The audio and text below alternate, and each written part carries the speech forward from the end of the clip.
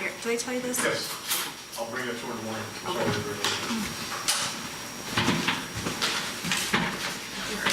Okay. I'm ready.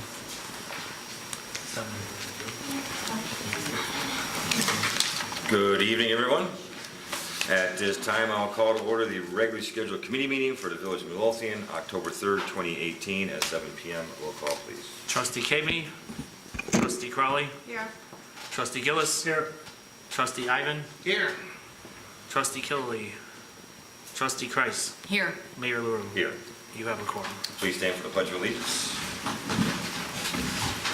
I pledge allegiance to the flag of the United States of America and to the republic for which it stands, one nation, under God, indivisible, with liberty and justice for all.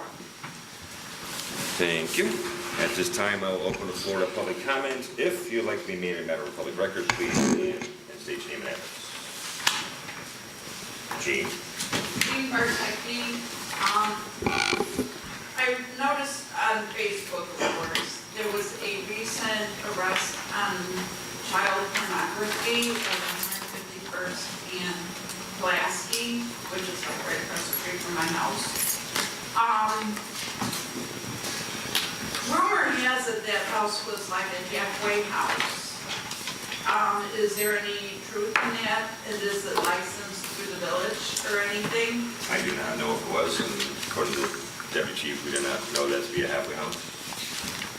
We can look into that. No, because wouldn't that also be under the guidelines of the crime-free housing? Yes. And rumor has it that the person that owns their house owns multiple houses in the village that has halfway house people living in them. Chief, look into I it. don't know the owners, but you got a name? I can find out. Well, I'll call for this. Okay, I will. I'll ask my friend. Thank you, Chief. Anyone else? See, there's no more public comment. We'll close the floor to public comment. Move on to trustee business. Hey, let's go backwards tonight. Wow. What the heck? Trustee Crowley. Oh, boy, see, I wasn't ready yet, Or sir. reverse, not bad. You guys aren't bad. I have just a couple of things tonight. First,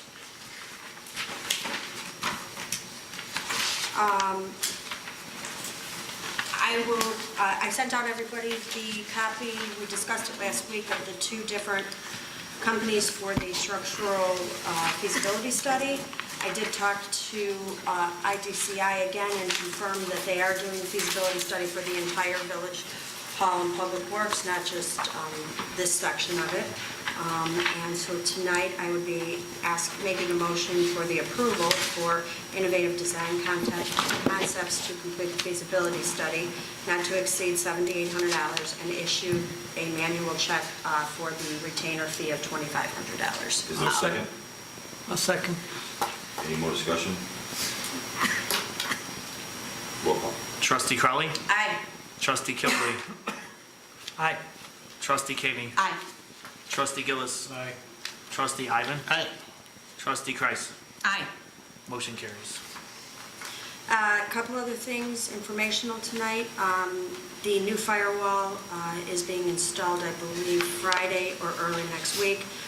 So Jared, the fire department, the VPNs, once it's all installed and working properly, we should be able to get those two VPNs hooked back up. A couple things with the police department. Today we had our second annual coffee with the police officer. Trustee Caveney and I were able to attend the 5 o'clock one. They also had one at 10 o'clock today. It was a pretty good showing. We had people at both. I found it to be very informative. I want to thank the police department. It was a great job. A lot of good questions, a lot of positive feedback. So we're looking forward to the next one, which the police department is considering actually going out into the community and doing them at maybe restaurants or Dunkin' Donuts or something like that, try to engage people in different areas. So it was a huge success. Thank you, Deputy Chief Rafferty. I know Chief Delaney's out of town, so thank you for taking care of that. A couple other really positive things. Chief Deputy Chief Rafferty informed me today that we have officially received our first 14 cadet registrations for our cadet program. So the Village of Midlothian officially has a cadet program, and these young men and women from Bremen High School will be doing a year-long training. They will train with our police department. They will be their future law enforcement bound possibly. And we're really excited about working with the high school and with some of the kids and having them here and having all of our officers be able to kind of mold these young minds. So very excited about that. We also had our restorative justice program that the police department's been working on. They had their first peer jury court, and it seemed to go very well. We're hoping that by the end of this semester that it's in full swing and we have statistics to report. So I'm looking forward to that as well. One of the other things that is pretty noteworthy is that Midlothian Police was acknowledged and honored by the executive director of the Crisis Center. Midlothian has entered into an agreement with the Crisis Center, and they are assisting in making sure that victims of domestic crime, of domestic violence, receive assistance and programs and services that they may not have. So it's a huge program. It's something that we haven't done before, something that we're looking forward to doing and making sure that everybody has a voice. So anybody who would like more information, it is called the Crisis Center for South Suburbia, and we do have pamphlets down at the police department. It's also online.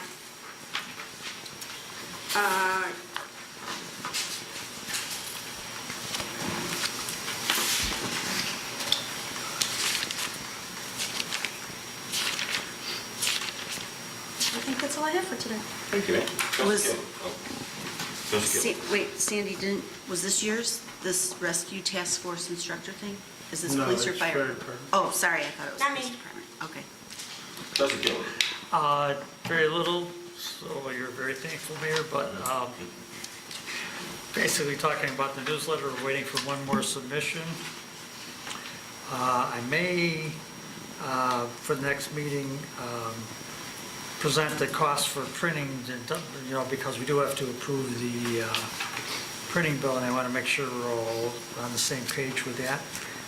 One, having a little issue with the local vendor, making sure what the prices are, and one is going to be in color, and one is not going to be in color, and that's the local one. So they're going to be fairly close in price, so we have to decide what we want to do. So that's, we will, the goal is definitely to get it out in plenty of time to publicize Field of Dreams, which I think you were supposed to give me a little more blurb on that, right?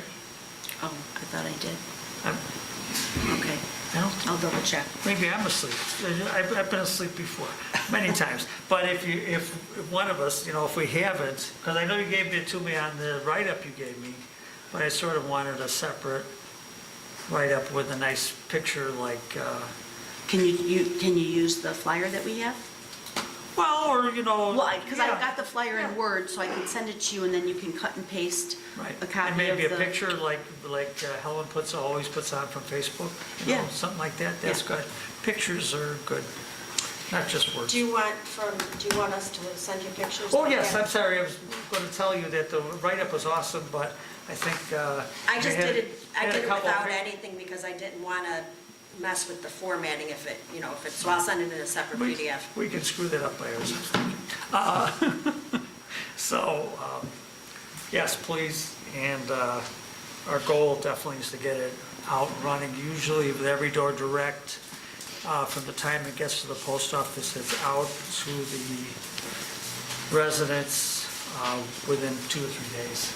So it's not like bulk mail where it sits around forever and ever and ever. Because you're delivering it to the post office, it's doing it. Can we still add, I wanted Yes. to add something Yes. about Sunday's Yes, incident. Okay. yes, please. And that's all, Mayor. Thank you, sir. Trustee Kavanaugh. Thank you, Mayor.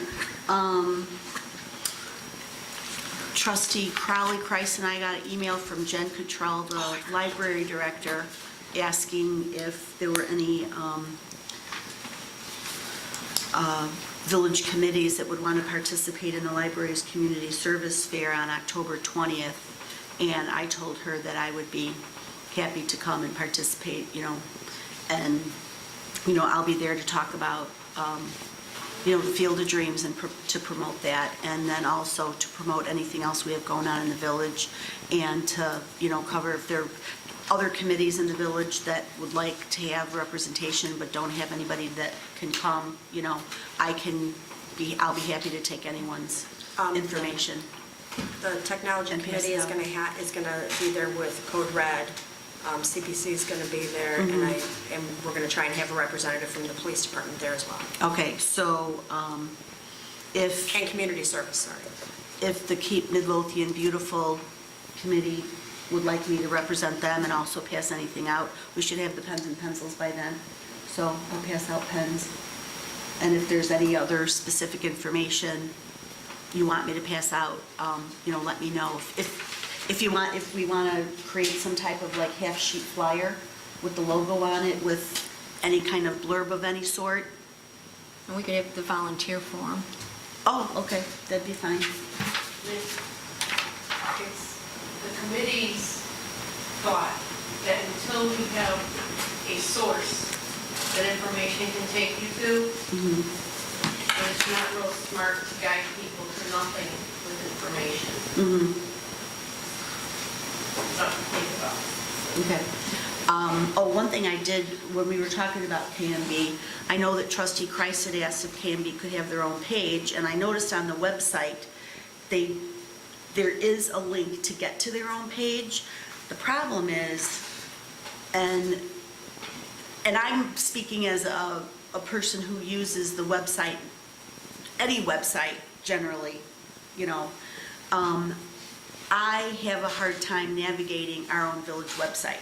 When you first go onto the website, you get these, it splashes pictures on your computer screen, which is great, but I didn't realize that because the scroll button on the right margin is so narrow and so small, you get to this page and you're like, okay, how do I get to other pages? The only taskbar that you see, or toolbar that you see right away, is the blue toolbar that goes across it. It says home, about our village, staff, yada yada, communities at the end.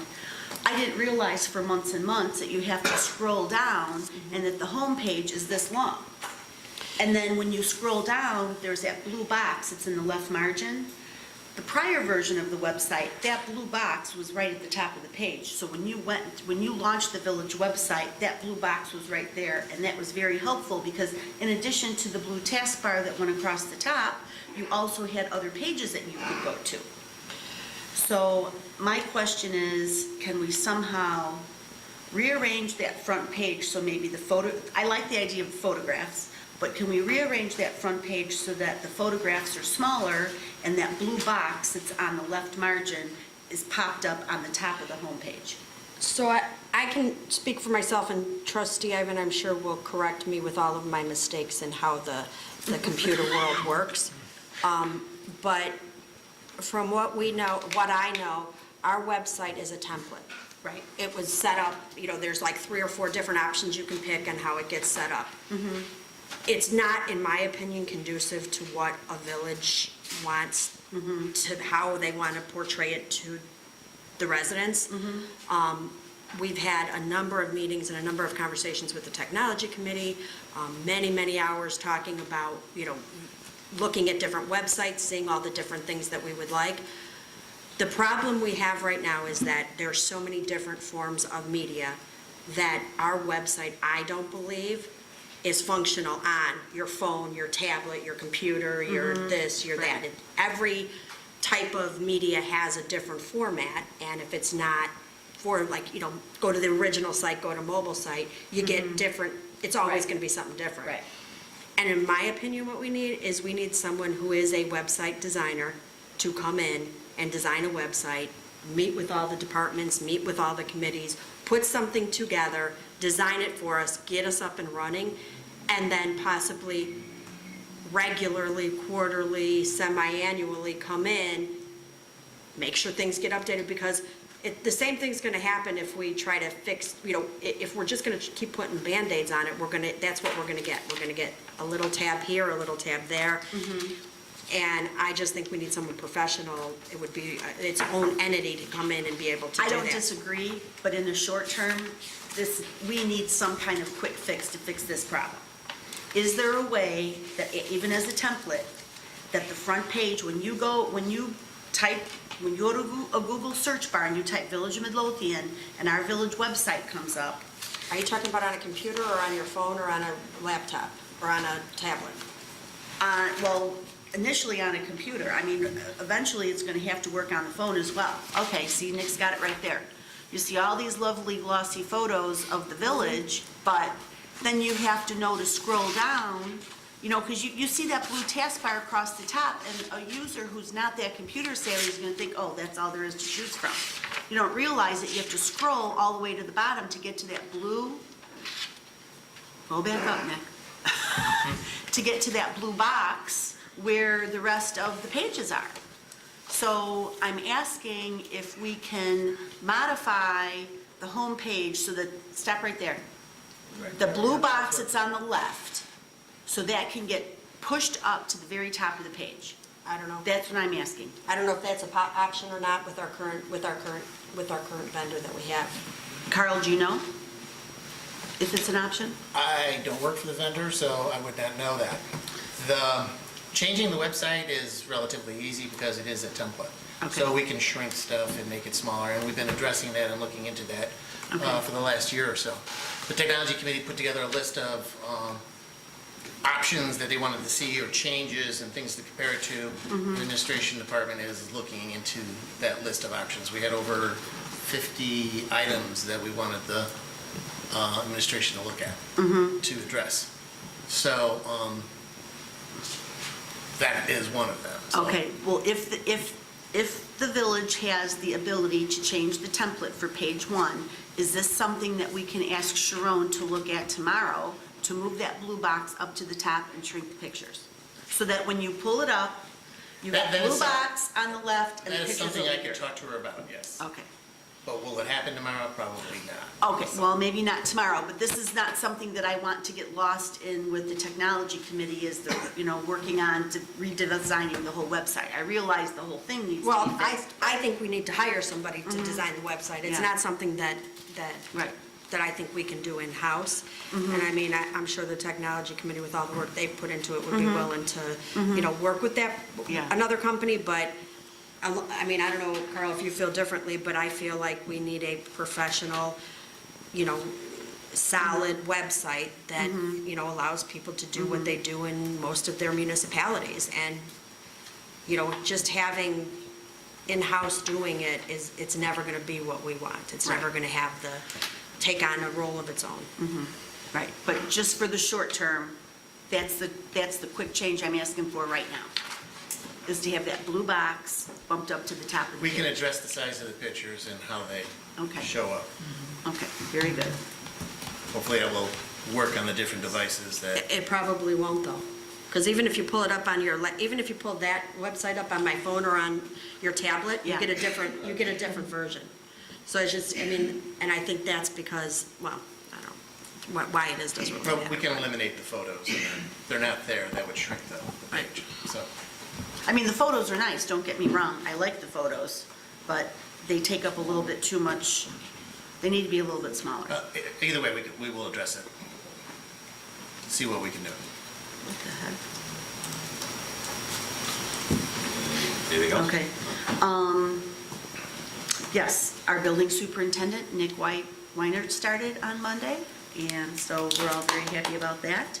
I made him, one of the first things I made him aware of was this IDCI proposal, and I asked him to make sure that, I might have given him a copy of it. If I didn't, I'll make sure he gets another one tomorrow.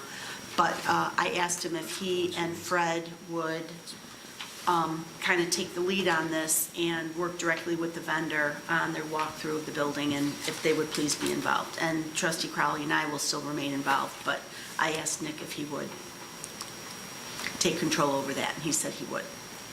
I understand you spent most of the day with him on Monday, and he relayed to me that he was exhausted. So. Yes, he was. At 2 o'clock, he said, "Can I have a glass of water?" I said, "No, there's no eating and drinking here." Yeah, it was a long day. So, and that's all I have. Trustee Gillis. Yes, Mayor. On the agenda is a discussion for attendance for rescue task force training. The fire chief would like to send Officer Badger, or firefighter paramedic Badger and Ramirez to this class. It's going to be held at Bremen, October 24th and 25th. It's a 16-hour class. Basically, what it's doing, it's training the trainers so they can go back and train the rest of the department. It's going to show how to treat, stabilize, and remove a victim during a threat under the protection of law enforcement officers. So they'll be able to get this training, take it back to the department, and train everybody else. The cost is $350 each, and it's going to be held at Bremen High School from 3 p.m. to 11 p.m. on those dates. So I'll be bringing it up next week for approval. And I do not believe it's going to incur any overtime. I Yes, presume it's a budgeted item also. it's in the training budget. Do you want to bring it up anyway? Pardon me? Do you want to bring it up anyway? Even though it's budgeted? You don't have to. Well, I guess it's just for everybody's knowledge, so, because it's in town too. Okay, we'll put it on there. That's all I have. Thank you, sir. Trustee Ivan. Well, thank you, Mayor. I'm going to bring everybody's attention to the fancy attachment that we have here for Horton. And they went about and gave us how much it's going to cost for the different insurances. Blue Cross Blue Shield is roughly about 1.1 mil. UHC was about $1 mil. And Aetna was 1.2. So Blue Cross Blue Shield is pretty much the same as it was last year. The document has all the detail that you guys may want. If anybody has any questions or anything like that about it, if they want to change it. I don't know if do you have anything. I just about went blind trying to read it. Yeah, it is a lot of detail. Yes, it is. So I'm looking at this 3-page attachment.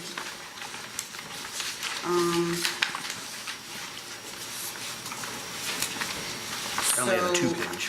Huh? Oh, no, never mind. I do have a 3-page. 3 sheets stick together. So page 1 is current Blue Cross Blue Shield and the renewal. And that's the $1.2 million you were just talking about? Mm-hmm. Okay. Well, actually, that one, I think is the second one. Yeah, this is the second one. The second Blue Cross page, Blue the Shield second came page? with an original quote, then they came up with a secondary quote, and then a third quote. We came back with a third quote after we got quotes from United Healthcare. They then reduced their quote. So we did get 3, or actually 4 quotes from them. So basically, Horton was able to bring it down each time that they Okay, so negotiated. which one are we supposed to look at, page 1, 2, or 3? So would it be the one that is a decrease of 0.6%? Yes.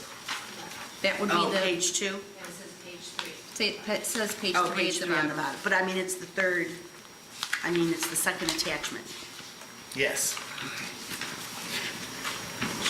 So the final was how much did we get? Less than last year. Less than last year. Okay. Slightly less than last year. Okay. Phenomenal. Wow. I think it's actually fantastic Yeah. in this day and age. Yeah, Can't beat that. that's good.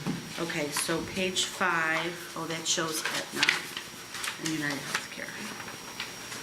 But United Healthcare's was the least. So is there a reason why we would stick with the Blue Cross Blue Shield renewal and not go with United Healthcare?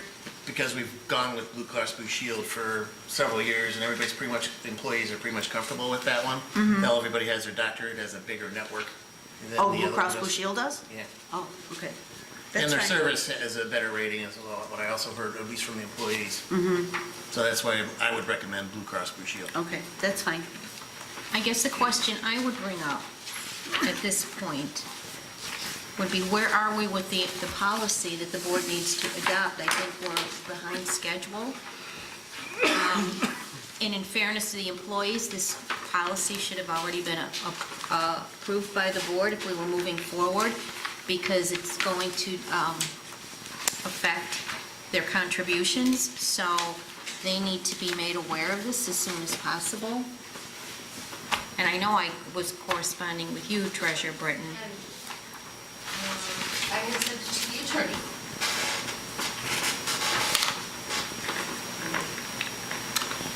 Well, obviously, the majority of all the employees within the village are under labor agreements, which state what the conditions of their insurance is. So the non-union and management positions would be the individuals left to address this. And, I think a prior village attorney issued a memo, which I have reviewed and concur with. I think the real issue is going to be, treating the non-union employees of the village in a manner in which we do not provide incentives for them to unionize, and whatever that may be. I don't believe, again, without any policy presented, that there is anything that will prohibit the village from curtailing, limiting, or reducing the health insurance for the non-union employees. The trend across the country is for corporations in the private sector to reduce and eliminate those kinds of benefits to employees. But a municipality is a little bit different in that typically our wages are not that of the corporate sector, and that one of the one of the enticements to bring someone into government is that there's usually a quality health insurance program. So I certainly do not want to take over your role in advising what the board should do. You're the elected officers, and I would never, replace my legal advice for your discretion and your judgment as trustees. You are elected. I would just simply say that something of concern that the board must keep in mind is to make sure not to provide any incentive for the clerical workers or even other workers who are not in a supervisory role to go elsewhere or to unionize. And that's pretty much what your limitation is. I think if I could, and a number of you have been at the number of finance committees that we talked about it. I think it was pretty unanimous coming out of the finance committee that the board was in favor of adopting this policy, and it actually mirrors one of the CBAs. It mirrors a CBA. And the policy that we're adopting mostly affects people that start in the future, not past employees. It doesn't No, affect them. it will, no, the change, it's going to mirror the Public Works CBA. The retiree The retirement portion is different, though. is different, correct. And I don't remember any opposition coming out of the Finance Committee. So where's it now? Did you send it to Trustee Coates? No, you sent it just to Nick, right? The policy? I did, I made the changes that the Finance Committee suggested, in other words, putting it into more of a policy format with that disclaimer on the top that says where the bargaining units differ from this, they would prevail. And then I went ahead and sent it to our attorney, just for review. So in your professional opinion, then, there's nothing that we need to change legally in the policy, then? I would have to look at it again, but again, from what my understanding is that, yes, not dealing with the collective bargaining agreements, the board has the privilege to make those decisions and policies. And Maggie, if I could just ask, did it include the change for the retirees I don't, it did, so, It did, and I took out that one paragraph. Okay. That was very, very specific about the village has the opportunity to. right, ask but for- I just wanted to make sure, that it's in there that over 65, they can be on the Amwins, but at their cost. At 100%. At their cost, correct. And I think that really was pretty much, I mean, we've talked about this to death at the finance committee, and there really was no opposition. Then someone's going to have to bring it up for a motion to approve. at some So we need a point. policy, probably should be under trustee Ivan's business at the. Yeah, I won't bring it before the board. I disagree with the policy. So, what I we would can. just say with regard to discontinuing retiree benefits, there has been some litigation with regard to it, and the early case law that's coming out seems to affirm that the board can do that. Oh, so you'll finish your legal review and send it to the whole board? I can. All right. Anything else, trustee Ivan? Yes, a couple other little things. Records retention, we started to look at the stuff that we have at the range. We had Public Works go in there and take some photos of the condition of the records, and we sent it to the Louder and Amon, who are assisting us with the ability to archive these records. So they're going to review the photos and what they can look at and get back to us on how we're going to move forward with it. They're going to help us fill out the documentation that we need to destroy the documents as well, that, are obviously that we can't be used or moved to a new location. Also, the new audit is going to start again start on 10/8 this year. And just for those that need to know when the audit starts. Also, we had a ordinance for NSF fee, for insufficient funds.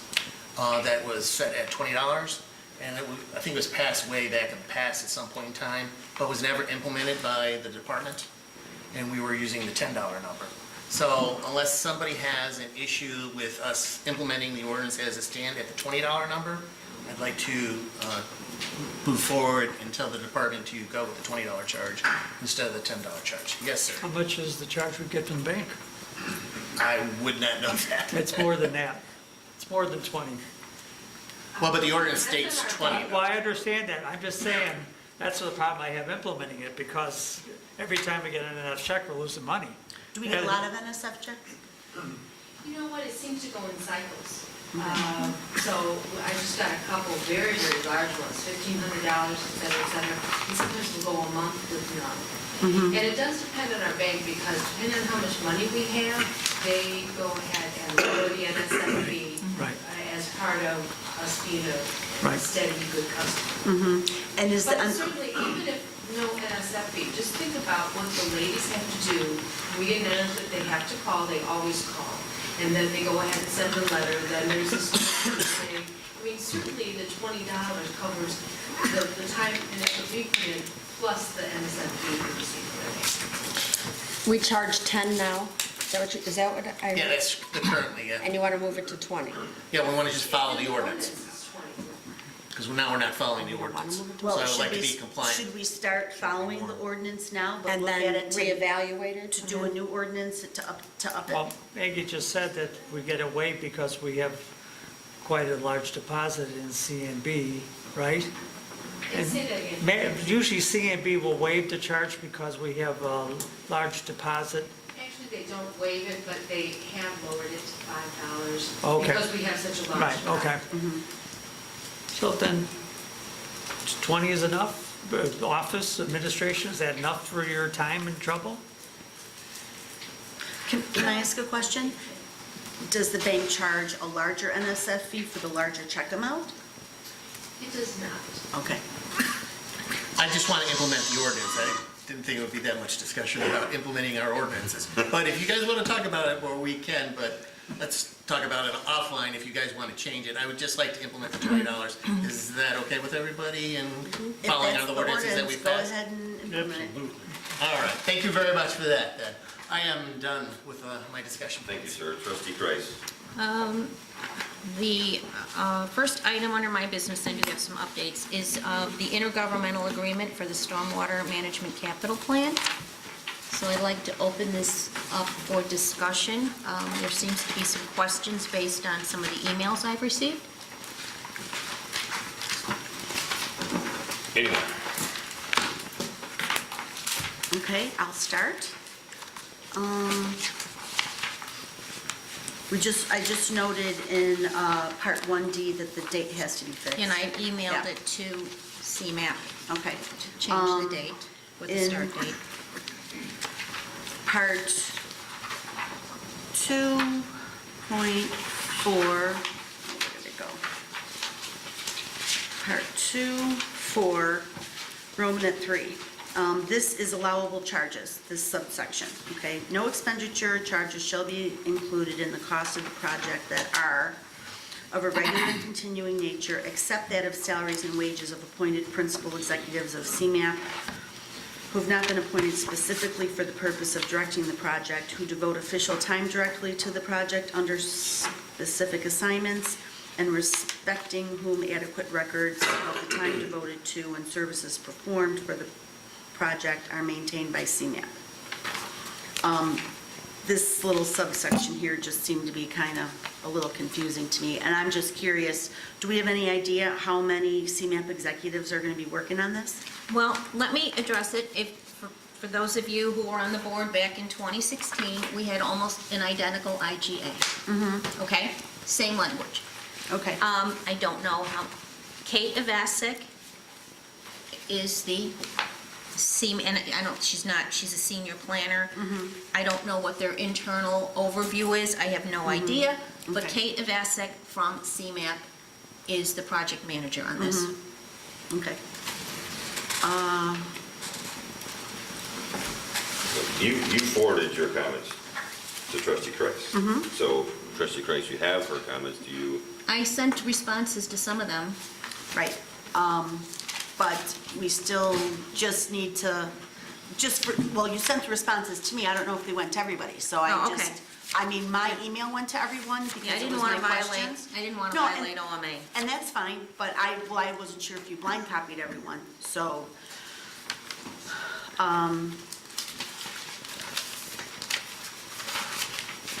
Okay, in part 2.9, it references expenditures are paid directly from federal and/or state funds. Then in part 4 references the village's $10,000 contribution. Then in the attachment 1, it states, that the funding is coming from the Cook County CDBG-DR fund.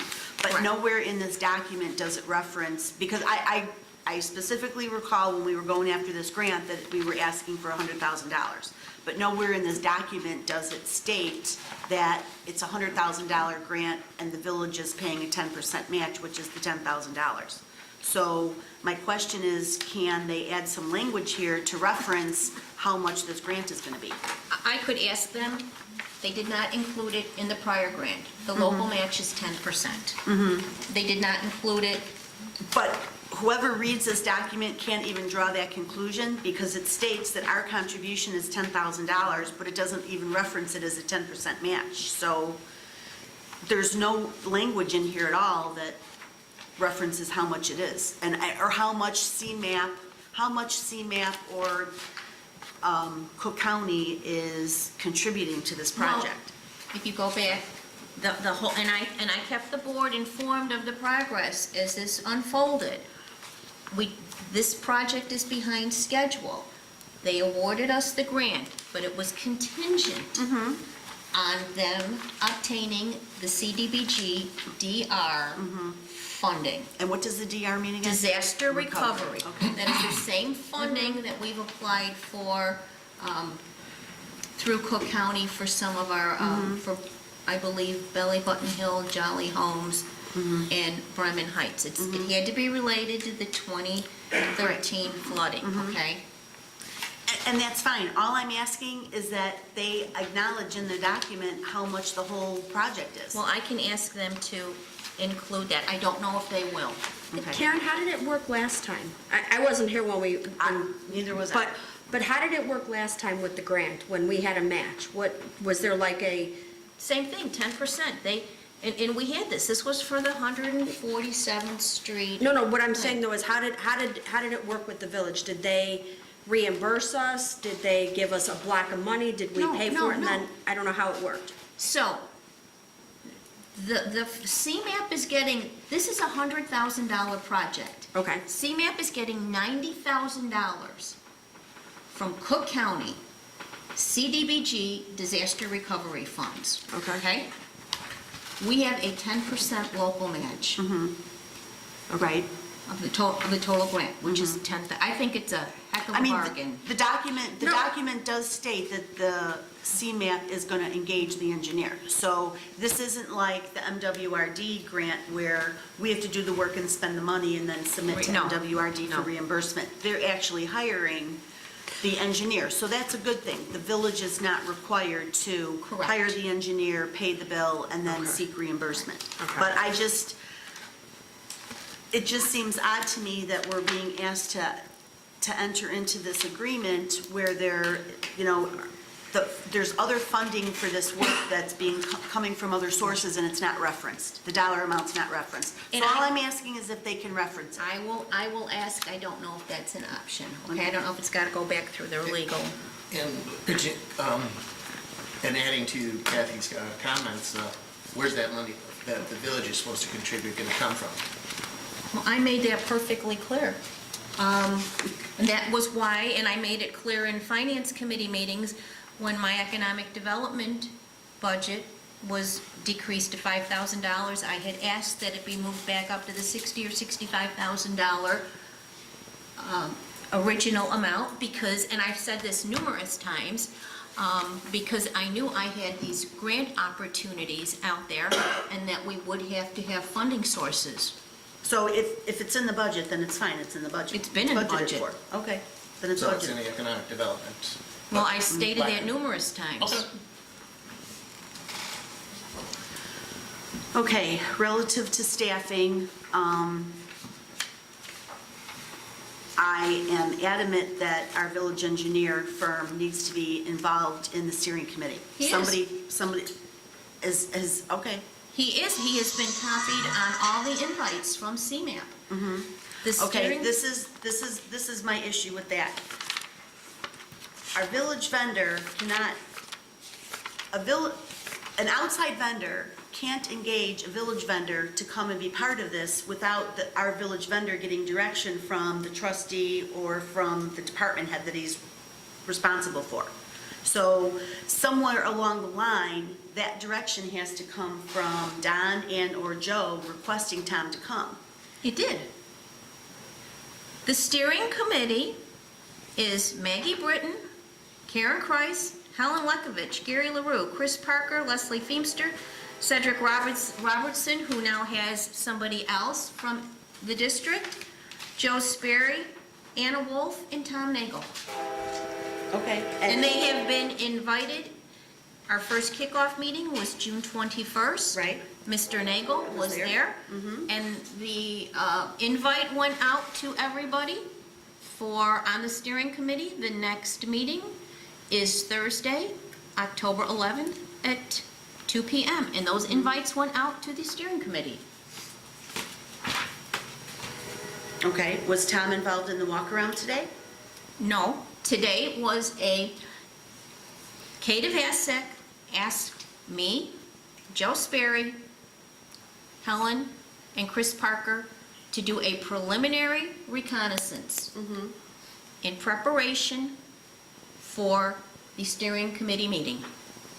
We were only out for an hour, and they were spending the entire day.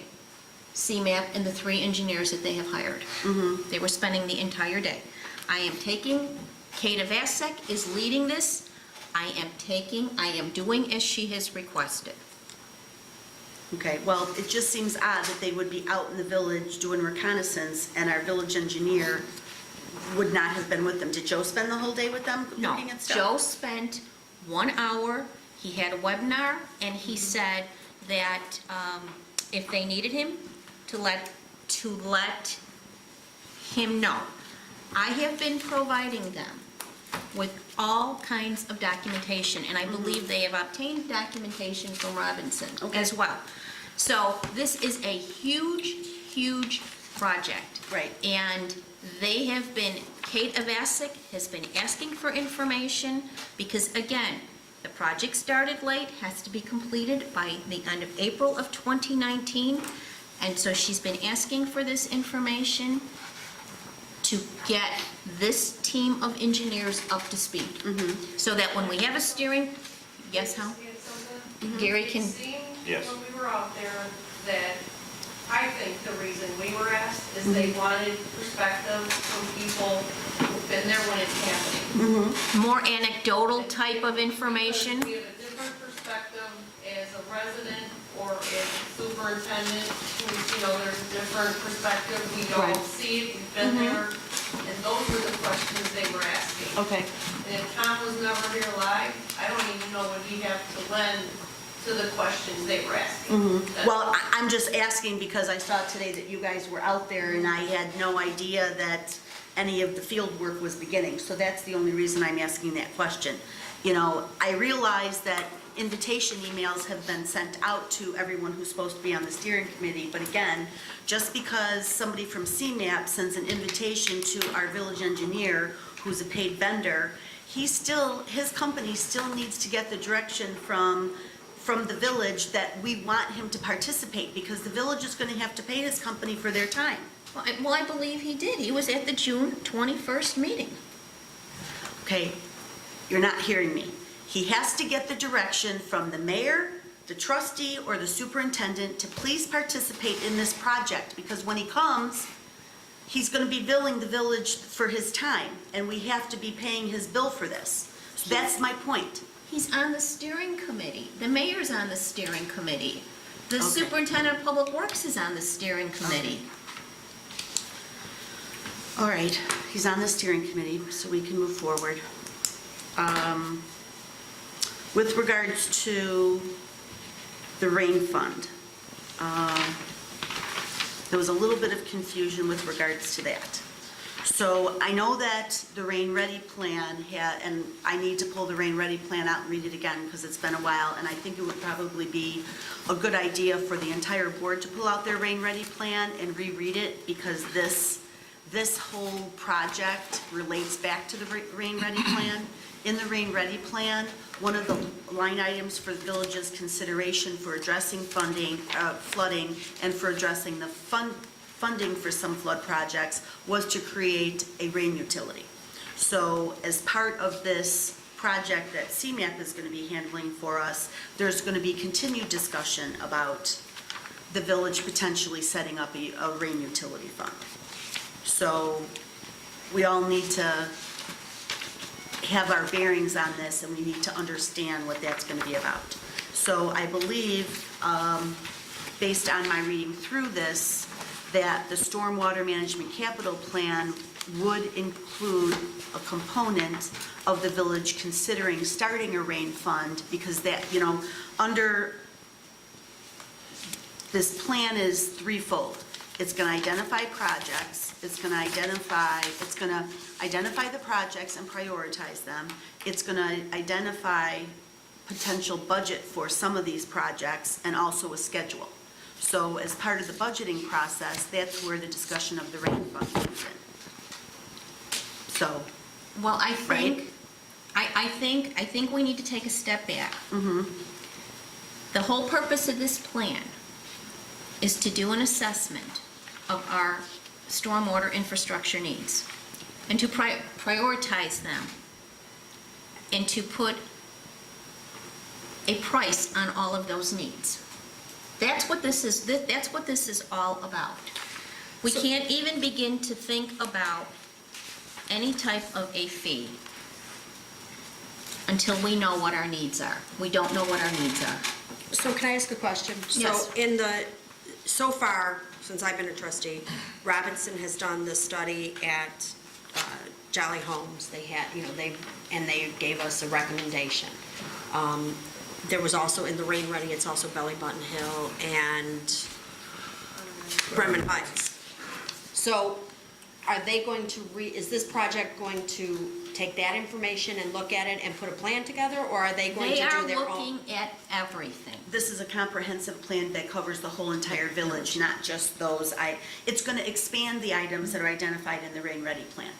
And it's going to look at all of the ICAP 2, it's going to look at the rain gardens, I think it's going to look at everything that we have in this village dealing with stormwater. And they asked a lot of questions today, didn't they? They asked a lot of questions about our storm sewers, our sanitary sewers.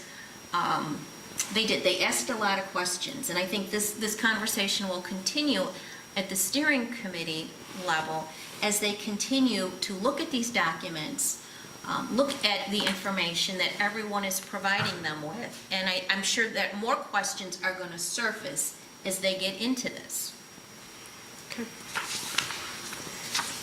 Okay, well, just so everyone's clear, I'm looking at attachment 1, and in the first paragraph, the third sentence, it reads, "This work entails identifying capital improvements that will be included in the village's stormwater management program and developing a budget and a schedule."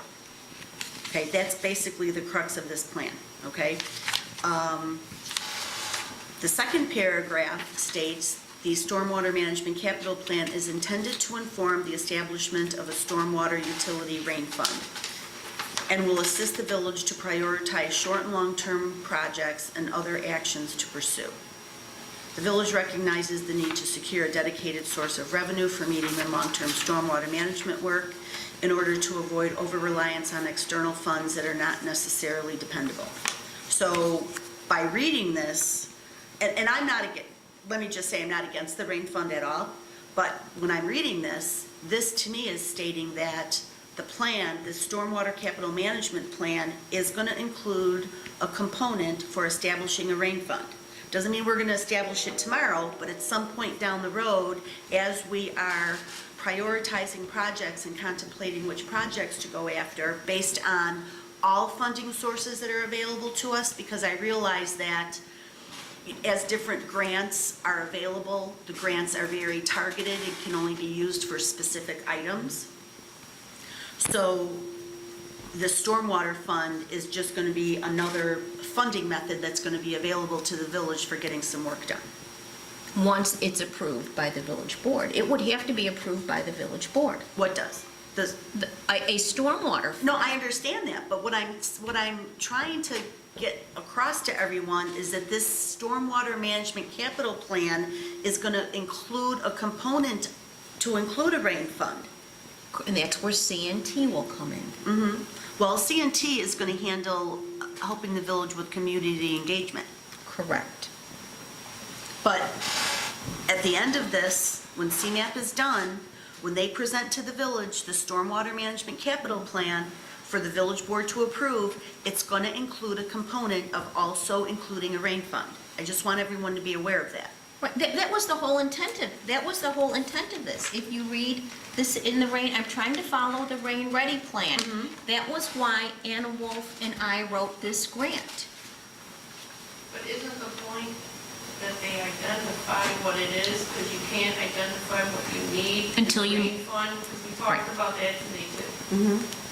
So, yeah, but it's like, don't put the cart in front of the horse. Right, We're right. trying to get to know what needs to be in the cart before we get a horse to pull it. Right, the whole point was Right. that we didn't know, we wouldn't have any clue on what to ask for as far as a fee or whatever, because we have no idea what it's gonna cost. Oh, I totally agree. I'm not disputing that at all. I'm And not our disputing residents that at all. wouldn't trust us if we said, well, we're gonna have a rain fund and we're adding $3 a month to the water bill, without a plan. And again, a lot of, we're gonna have to do this kind of thing. Once we get this analysis from professional engineers who have done a comprehensive analysis and have I mean, this is what they've been engaged to do. It's gonna, $100,000 study, so it's gonna be very comprehensive. And it's probably something we really, really need for our long-term planning of the future. Because we have a plan. We've never had a plan. But we're gonna have a plan now, and I think that's a good thing, to have a plan. Any other questions? No. No, my biggest concern for the document is just to ask CMAP if they can reference the project total. Okay, I will ask them. Because, or if that's not possible, ask them if we, and then, I had just mentioned also that on attachment 2, it should, the invoice should go to the treasurer.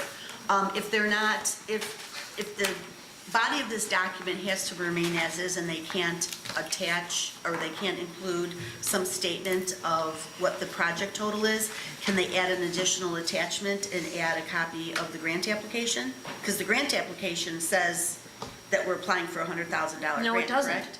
No, it doesn't. No? Then No. where did the $100,000 number come from? CMAP. Did that number come to us because that's what they told us the award is? Yes. But when you applied for the grant and wrote the grant, did we know we were going after $100,000? No. Okay. If you do a local technical assistance grant, was just like we did on 147th Street. You write it, if you are lucky enough to be selected, they scope the project. They scoped the previous project, they have scoped this project. So they determine what the dollar amount's going to be? They determine, Okay. they select the engineer, they went through the procurement Right, process. I understand all that part, but there's nowhere documented that the project is $100,000. That's my point. There's nowhere documented here, and there's nowhere documented in the document that says our $10,000 contribution is a 10% match. That's all I'm asking for, is that I they will see if document it. they will give it to us. But you got something, right, Karen, that says you've been awarded $100,000? I have an email from Kate Avasic that says it's $100,000 with a $10,000 match. Okay. The award letter, I don't believe the award letter from Joseph Zabo, who is the executive director, even had a dollar amount, because they didn't know. When they awarded the project, then they had to scope it. So they didn't know how much it was going to cost at that time. Okay? One minor thing is, if we point somebody to a committee that we actually say we want you on that committee, in whatever email or correspondence that it has when we're appointing people to, employees to a committee, I would request that in the future, if that would be possible. All right. Maybe I did say that wrong. Yes. When we want an employee, let's put like a department head or something like that, to be on a committee, could we be clear in the email that where you want them to be on the committee? Instead of just inviting them to a meeting and not saying they're on a committee. Don't they know that? Don't they know when you're on a committee? Not when they're being requested to attend a meeting, they don't know they're on a committee. But wait, you've been appointed to a committee. I didn't do any appointments. Well, this isn't a typical committee. This is kind of a hybrid. It's a working group. It's kind of a hybrid, because we have all these people from outside of Midlothian serving. We have, the only employee that we have is, we have Maggie and we have Joe Sperry. Other than that, we've got Leslie. I mean, and we're lucky that we've got all these people from these agencies who are giving of their time to this project, and they're the experts. That's not the point of Carl's comment. If you're in the village, you know you're on the committee. Am I not correct? No, you're not correct. I'm not talking about the other people. No, you're not correct. When you're requesting a department head to be on a committee, you have to request it. You have to state that you want them to be on the committee, that you want them to spend their time on a committee. So that way they're aware of it, and so that they can respond back and say It's different than yes just or being no. invited to a meeting. Yeah. All right, so if there There's was, two totally different things. if there was some confusion, then we need to clear that up with all the people that are trustee Kreis listed on that. Yes. Send a follow-up email saying that you are on these. You've been appointed to the committee. Yes. You are required to participate. Yes. Or a representative if you're unavailable. That would be nicer.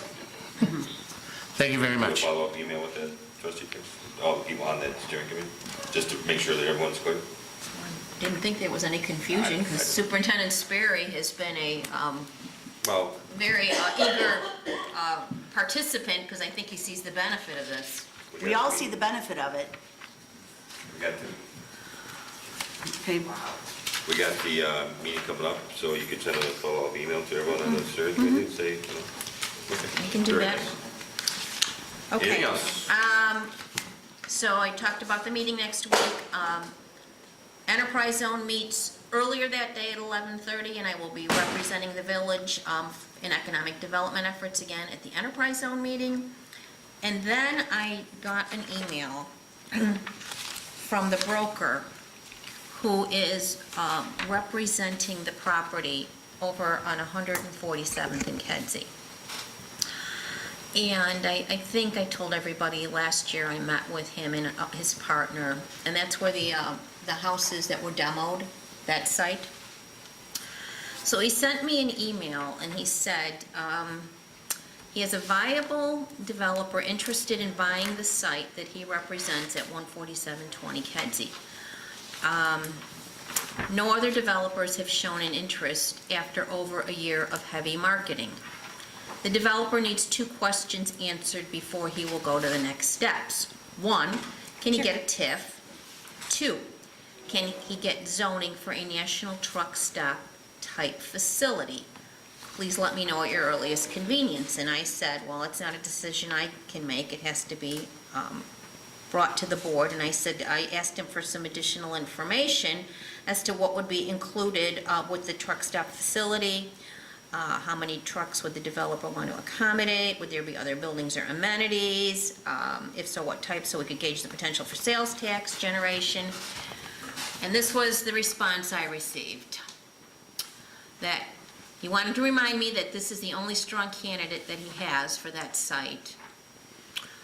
Some benefits include separate pump areas for cars and trucks, separate parking areas, attract national brand restaurants on site, attract national brand hotels on site, C-stores, I have no idea what those are, gaming videos, all represent huge sales tax to local community, even more for home rule community. So I am putting it out there for discussion. Karen, is this, I'm a little confused, is it just the houses that were demolished, or is it the public aid building as well? Well, the public aid building is in the abandonment process right now. Right, so So- this person only wants the 2. I think the bigger plan would be for them to obtain that site as well, but I don't know if that's even gonna be a possibility. it would have to be for them to fit that Yeah. type of facility. Yeah, because I don't think we could answer that unless they had that either, right? And- Because those two properties aren't big enough for No what way. they're asking. So, just to get a feel from the board, asking for a TIF for that type of business, I have to respond, and I told him I would put it, That's better than a tractor trailer storage area. So he wants to make it into a truck stop with gas pumps? Hotel. Sounds a lot like Richard. well, Yeah. he says attract national brand hotels on site. Right. But remember, your trucks you should go to Moni and go behind the truck stop and ask those people what they think of their truck stop, because none of them are happy about it, because when they're in the hotel, when it's cold, they're running their trucks. And they're getting And fares. that smell, I know personally, some of my customers live in Moni and they live around there. Oh, no. Which is exactly No, why no, we no. scaled back The what Ricky Rockets. Mr. Hyder brought. right. Oh, yes, exactly. Now, maybe you can scale it back, but if it's anything like that, which I think they're talking about, I'm pretty sure that's 100% what they're talking about.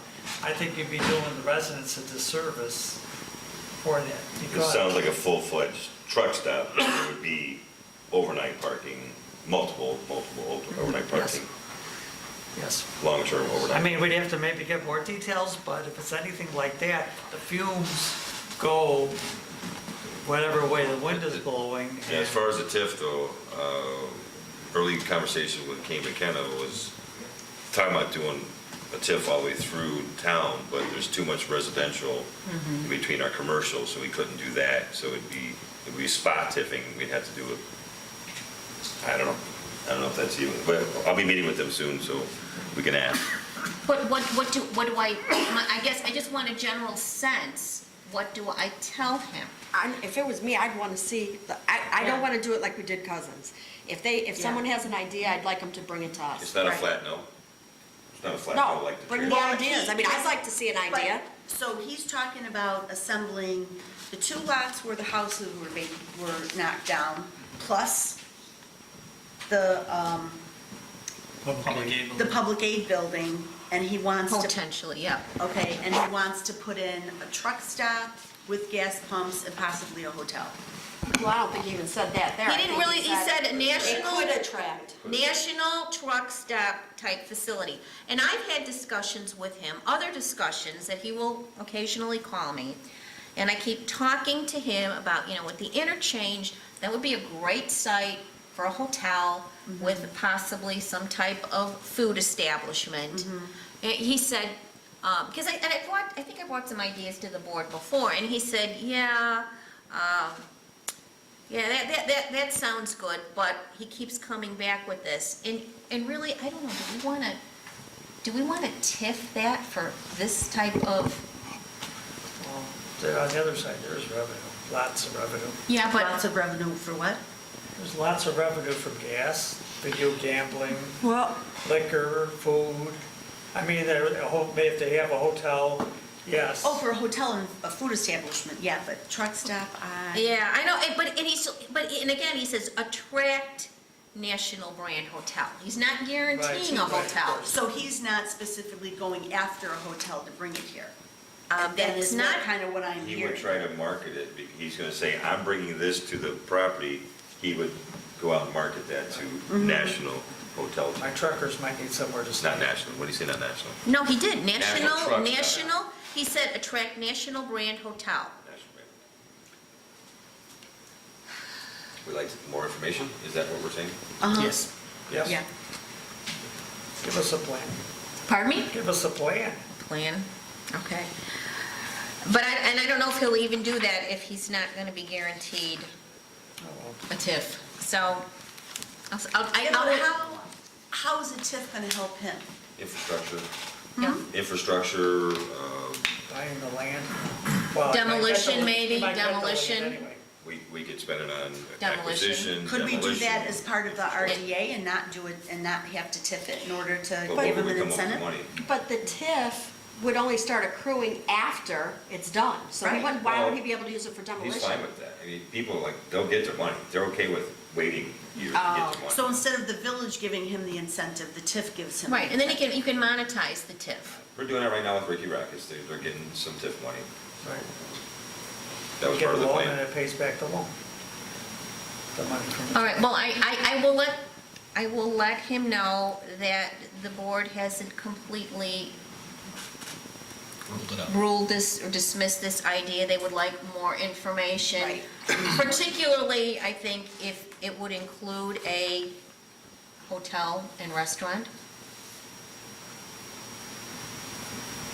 Yeah. That would make, I think that would make, pardon me? Yeah, That would make it more That would make it attractive. more attractive, more palatable, Yeah. because We we just gotta- don't want a truck stop with a, a fast food place next to it. the new facility at the Park District will also be bringing lots and lots more people to town for conventions, they're talking about doing trade shows, so, yeah, I mean, whatever we can do to provide lodging and food for them to stay here, be awesome. We also have, is it either 2 or 3 homes there? They were demolished. They're demolished. Yeah. They No, were demolished. No, they were not demolished. There's still 2 or 3 homes there on 149th Street. If you were to Oh. go straight through, they're right there on the edge of the prairie. Okay? So that would be an issue too, and what about the prairie guys? If we put diesel fumes in the air, will you have a big protest from, or an issue with the prairie? and diesel fumes. That's Well, it my depends two where cents. depends where he puts the, well, I don't know. We need more information, obviously. Anything else? I call it that. I think that's all I have this evening. Thank you. Mayor, can I say one thing that I forgot to say? Because I was so discombobulated that I went backwards. You're not backwards, I said reverse. I just wanted to also mention that this Saturday, the RFQ committee for the police department will be interviewing the 5 finalists in the submission. So Looking forward to it. we did meet as a committee last Monday. It was unanimous, everybody had the same opinion, and so the 5 companies that stuck out the most are being interviewed. So it was a good, Out of 11 submissions. out of 11 submissions. So it was unanimous, all 5 were the So same. we're working on Saturday at 8, starting at 8 o'clock, and hearing the stories of 5 architects. Architects. I'll bring the coffee. That sounds like fun. I'm going to order coffee and bagels from Dunkin' Donuts, sir. Okay. Since she was discombobulated, I was as well, you know, and I forgot to mention the doors should be up to code tomorrow. They're supposed to finish the trim. And it's going to be fantastic that we're finally up to code in the boardroom. And a big thank you from the front office clerks who work weekends or Saturdays. They feel much more secure in their environment now because of that alarmed locked door. So thank you for the board for doing that. And the trim will be done, Tomorrow is what they're scheduled to but we do. can't find the paint to, Well, let's not throw a negative vibe out about paint out there, man. houses that you're I saying. got the doors in and trim going up. Oh, I know what you're talking about. That little street there off of Kedzie, Yeah. there's some homes. Oh, okay. You are correct. Yeah, I just happen to live over there. Is that it? Okay. You got anything? Just to announce that the appellate court decision with regard to postal yore, the litigation regarding Jawa came down, affirming the decision of the circuit court that the village of Midlothian is not the proper party for postal yore to sue, and therefore we are continuing our little mini winning streak that we've had in the court system. And hopefully we are done with postal yore. They have the option to go to the Supreme Court, but the appellate court's decision was very clear.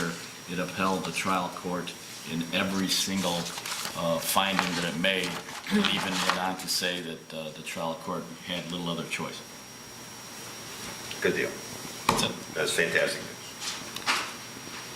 I would just also briefly say that Mr. Murphy was intricately involved in drafting the appellate court brief, and the village of Midlothian took the lead in being attentive to this, as the other municipalities took it for granted that the appellate court would affirm the trial court. But as we had in our discussion prior, though the risk was very small that we'd be reversed, the amount that would have been lost if we had been reversed would have been extraordinary. So kudos to Mr. Murphy. Kudos. Is that it? That's it. Thank you. Under my business, you included in the packet a proclamation that I would ask the village court to read next week regarding Illinois Department of Human Rights asked us to promote the Fairness and Equality program, and we're going to do a proclamation to do that. This is in conjunction with Illinois' bicentennial, so unless you want me to read. So no one has a problem with that? I wouldn't think so.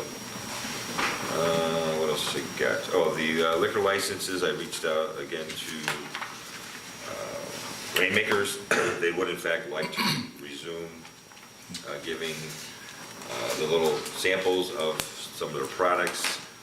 We talked to the State Liquor Commission, and all they would require would the village to provide them with one of our lower poor beer and wine licenses. So I would like to ask, I would be asking probably Maria to put together an ordinance to increase those. While we're adding on the subject, what is Cousins going to need at their place? He's gonna need, Beer and wine or full? Full, I believe. I think that was in the RDA. Could you check that, Marie? It was full? It probably was gonna be full because he wanted to do whiskey, wine, and beer. He wanted to do- And I think he may do, if he does tastings, he may do some selling product. He was gonna try to bring in some higher end, so probably full.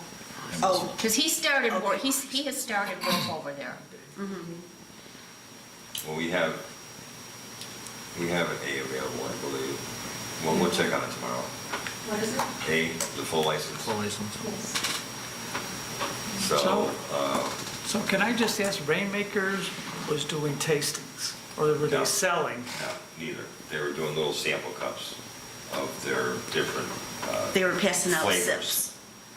So they sell the product to make your beer at home. Right. And they were giving away little sample cups of different flavors they have.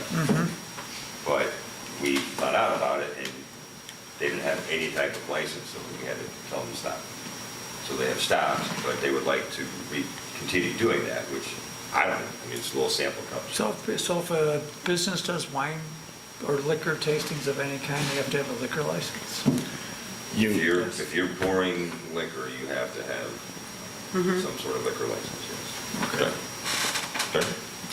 Yes, and actually, They're not selling it, State liquor. under Dispensing. my law, you, they're dispensing it. You know, it's just like when St. Chris has a special thing Yes. and they're They have to get a dispensing liquor liquor, license. even if they're not selling it, they gotta get that Still get a license. dram shop or whatever it's called. Yeah, so.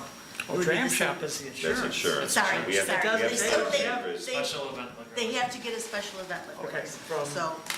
from the Us. village, They need the yes. mayor's permission, and then they get it from the Illinois Okay. Liquor I Control Commission. did issue a memo on the subject matter as to what some other municipalities have done with regard specifically to this situation, and that is to create a new class of liquor license which would allow just that. So I can forward it to the board if they would like to see it. Or we just give. Or you can So give I them- guess my question is here, will I see video games at Rainmakers? Does that allow for that, or, Which is my problem with the state putting the municipality in the middle of this. yeah, I don't. No, they have no intentions of putting gaming Okay. machines in it. They're a retail store Okay. selling their products. But theoretically- Because when the state set it up, yes, Well, they can. the village always has autonomy as a home rule municipality in determining whether someone can get a gaming license. I don't think so. We do? Yes, of course. Yes, I don't think absolutely. so. No, we Yes, you don't. can limit it. No, we Yes, don't, they get a liquor license, they got it. No, you have to sign off on them being allowed to have a gaming license also. It's not just giving them a liquor license. We do, Mayor? Municipalities all Have we over done the that? south No way. suburbs, Orland Park has limited the amount of stations that they can have. You That can make, might be limit the way the number of Orland, machines. that might be the way Orland wrote their ordinance. You know what? I believe that Nick may be right. The Village of Bolingbrook does not allow gaming. They've got They bars. didn't approve it. Huh? Right. They never approved City of Bolingbrook Right. didn't approve allowing gaming. So, okay. But we So in other Oh, words, since Orland we said they're not. approved it, now we can't pick and choose. what I'm saying is if the Village of Midlothian decides that you are going to issue 40 gaming license, and that's all, then you can do that. But that's not how we wrote our ordinance. Well, you can do it though, if you want to. It's simply state Rewrite that the that's going to be the ordinance? limitation of Midlothian. I think that'd be a great idea. Well, I thought that was the whole point of us doing the Wow. 60%. It makes it super clear about it. You know, like, it puts this discussion all the time, it's a Now the mess burden's all on the me time. to listen to their story, tell me that, oh yeah, I'm gonna do this, this, and this, and this to make the 60% rule. I can't become a liar, so, Right. but it's gonna be, well, proof will be in the pudding here Right. next year. Then how is the village tracking that? Do we ask them to give us their tax return every year? What happens? Treasurer Britton will find out that from the state. Don't we sticker it? How do we find out from the state if 60% of their revenue is from, Because we have reported sales to the state, and then that's compared to the gross. Gross, It's actually net, that's gaming. less payout gaming. It's a standard number that comes from the gaming commission. we'll know Okay. what. so the it's from report- state reports that we Yeah. can disseminate this information? Okay, we're not relying on them giving us a tax return every year. How do we know which businesses that have liquor licenses also have gaming licenses? We have a vending machine sticker that we have to give, they have to pay for each one. So if they have a vending machine sticker, they have gaming licenses? And they have to pay, when they get the gaming machines, they have to pay, what is it, $500 per machine, I think? Right, but is that to us or is that to the To state? us. No, to us. That's the way our ordinance is written. We thought that would limit them. It didn't. Right? Am I correct? Because we thought 500, oh my God, $500, wow, that's a lot of money. You know, they're making a lot of money. Okay, so, I don't know how we got to this topic. Oh, liquor license. Yeah. So, I'm in favor of allowing rainmakers to give out small free samples. So I will be asking approval of the ordinance to increase the number of licenses. Well, Maria will put this up for next week's meeting. The update on 147th Street, senior's not here. Many back and forth between Representative Davis's office, IDOT, Superintendent Sperry, and the construction company doing the work. They agreed to get the pedestals put in for the lamps and finish the concrete work supposedly this week. So all the sidewalks will be pole, and there will just be a base standing there with a protective cone or something. Unfortunately, the light poles will not be here probably for another 2-3 months. So the lighting will most likely go in at the end of the year, beginning of next year. And did they not approve our light poles? According to IDOT, they just recently received the cut sheets or the submittals on the light poles, and they needed time to approve them. Oh, Which I don't understand, because Trustee Kreis has been working on this for 2 years. You'd think the contractor would have. 2 years is great. It's been longer than Right. that. It's been well, I mean, we approved those light poles a year ago. We agreed to shape and color. We didn't approve. IDOT then has to look at the submittals, the actual make, the material they're made out of, the height. Right, but we width, did that a year ago, so it took the contractor this long to get them the information on it? I reckon. and IDOT moves at glacial speed Yeah. on everything. I do want to thank Representative Davis's office for jumping on it. Tony Smith is a wonderful, Representative Davis, I know, I'm sure he knows that Tony Smith is a very big asset for him. That's all I have. Clerk Master. Just 2 items tonight. One, I did send 1 set of minutes to the board today for your review, and I know Deputy Clerk Kolecki is working on others, so you'll have more light reading from the clerk's office if you so choose. 2 weeks ago, committee, we had a discussion about Archive Social, and Deputy Chief Rafferty was gracious enough to reach out to some of his colleagues at the Payless Heights Police Department, and they came back with some excellent reviews of the product. They actually shared with us some examples of how they've used it, and they appear to be on the economy plan, which is the least expensive plan that Archive Social has. So unless anyone objects, that is the one that I would like to propose we go forward with.